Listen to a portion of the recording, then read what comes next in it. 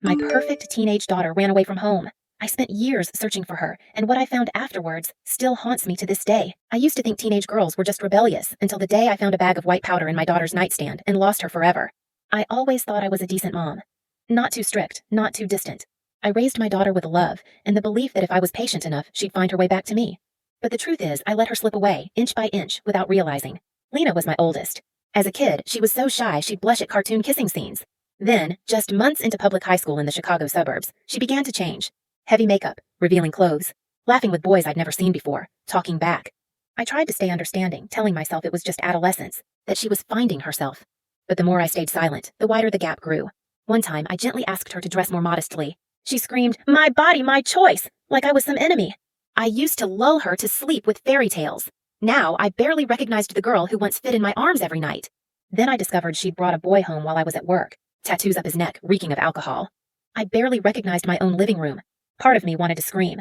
Another part was scared. If I pushed too hard, would she disappear for good?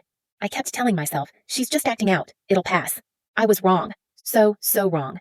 The breaking point came when I did something I never thought I would. I snooped through her room.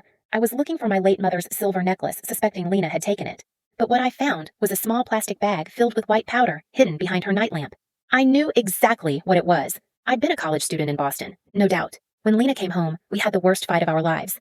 She screamed. I yelled. I said things I'll regret forever. She slammed the door, shattered a glass, and locked herself in her room.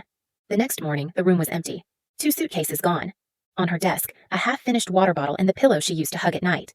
I called the police. They filed a report like they always do. If we hear anything, we'll let you know. No one called. No one saw her. And just like that, I lost my daughter. 4 years. Not a single sign. Not a single message. No one had seen Lena. I went to work, made dinner for my youngest, Eli. Pretended to live a normal life, but every night I'd lock myself in the bathroom, sobbing into a towel, eyes glued to my phone, praying for just one text. I'm okay. Then, one ordinary afternoon, I got a message on Instagram. A girl who went to school with Lena sent a local news clip about a prostitution bust in South Side Chicago. Ma'am, is this Lena? I clicked. The footage was shaky, blurry. But the very first second, I knew. The tangled hair, the old gray jacket, the faint limp in her walk. It was my daughter. She wasn't the little girl I used to walk to school. Not the same child who begged for one more fairy tale before bed. But somehow I knew Lena was still alive. And she was somewhere far worse than any nightmare I'd ever imagined. That night, I sent Eli to my mother's, took unpaid leave, booked the earliest flight to Chicago. I had no plan. No idea who to ask, what to say, or where to begin. But I knew one thing for sure. I will find my daughter, even if I have to walk through darkness to reach her. Full story on the channel, link below.